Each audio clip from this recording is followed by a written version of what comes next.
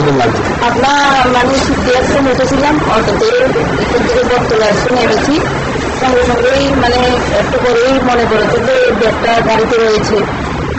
পরে নেমে দেখছি যে মানে অটো ব্যাগ নেই। তখন এখানে খোঁজাখুঁজি করে ট্রাফিকে জানিয়েছি। এখন এবার ট্রাফিক পুলিশে আমাদেরকে হেল্প করে আমরা ব্যাগটা পেয়েছি। এখন সেনাবাদে সিসি ক্যামেরা যেভাবে হয় আমরা খুশি, ড্রাইভারও ভালো ছিল দেখে আমাদের হয়তো ব্যাগটা পেয়েছি। উনি ব্যাগটা আমাদের ফিরিয়ে দিয়েছেন। আমার এই ব্যাগে 50,000 টাকা ছিল। আঞ্চলিক থানায় গিয়েছেন? হ্যাঁ, আমতলী থানাতে গিয়েছি। থানার ওরা বলেছিল মানে ট্রাফিকে জানানোর জন্য।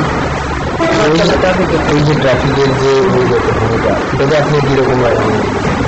না, এটা তো ভালোই। আমি জানিয়েছি প্রায় 11:30টায় অফন করে গেছি, তো দ্রুতই কাজ করেছে নিশ্চয়ই।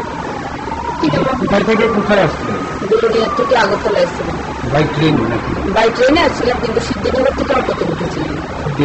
সিদ্ধিনগর থেকে উঠে আমি বটতলা নেমেছিলাম। উনি বলছেন আমাকে, ওনার মিসেস বলছেন দাঁড়িয়ে আছেন যে স্যার আমি তো ট্রেনে আসছিলাম, ট্রেনে এসে সিদ্ধাচল থেকে আমি একটা অফিসে উঠেছি, ওটা আমি বটতলা নেমেছি। বটতলা নামার পর ওটা চলে গেছে, ওটা ব্যাগ লেগে গেছে। ব্যাগটা মনে 50,000 টাকা।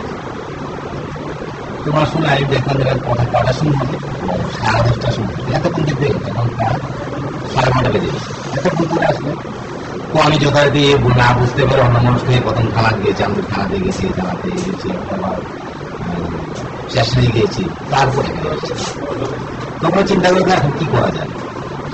তখন নাম্বারটাই থাকতো পেতাম, নিজের জায়গা বললে পেতাম। তখন আমি কি করলাম, যথারীতি আমি দেখলাম আমাদের আছে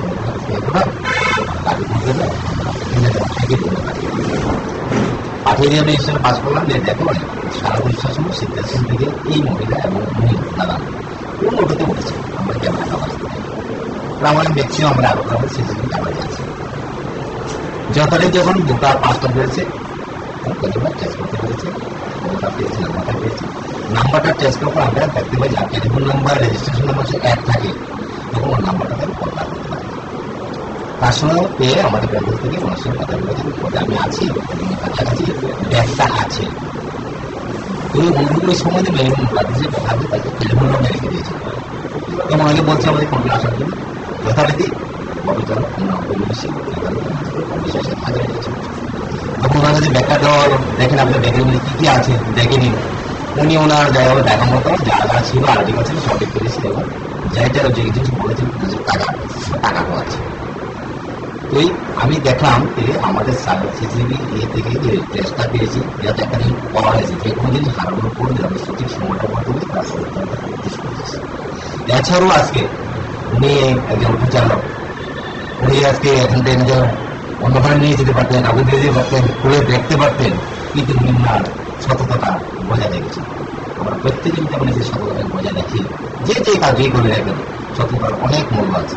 যদি বজায় রাখি তাহলে পৃথিবীতে যা কিছু হারানো যান কেন সব কিছু পাওয়া সম্ভব। স্টেশন থেকে যখন বেরিয়েছি, সিদ্ধার্থন থেকে তার আগে ফিরিয়েছি, তারা সিদ্ধান্ত থেকে উঠেছেন, বর্তমান নামাজের পর তারা ব্যাগ ফেলে দিয়ে চলে গেছে। তারা ঘন্টাখানেক পরে আমার কাছে ফোন যায়, তাদের ফোন দিলে তোমার গাড়িতে একটা ব্যাগ ফেলে দিয়ে এসছে, যেটা আছে কি আমি সঙ্গে সঙ্গে আমি দেখলাম আমি গাড়িতে আসছে, করলাম আমি পেয়েছি, ফোনকে নিয়ে আসো স্যার, আমরা আজ একটু দেরি হবে, আমি অনেক দূরে আছি। বলেছে হ্যাঁ ঠিক আছে, তুমি পরে নিয়ে আসো, 1/2 ঘন্টা পরে নিয়ে আসো। তারপরে আমি সঙ্গে সঙ্গে নিয়ে আসতাম, নেওয়ার পর করে টাকার মধ্যে ব্যাগের মধ্যে টাকা যারা আমি খুলে নিই, সবার দিলাম বলে তারা খুলে দেখলো টাকা, তারা টাকা পেয়েছি দেখে ঠিক আছে। আপনার মতো তো অনেক অটো চালক এমন তো অটো চালক আছে, অনেকে পেয়ে নামও দিতে পারতো। হ্যাঁ, তো আমি পেয়েছি, এরকম না আমার কাছে নেই, আমি পাইছি না। হ্যাঁ, কে বা কে নিয়ে গেছে আমি তো বলতে পারবো না, আমি কীভাবে বলবো? বুঝছেন, বাড়ি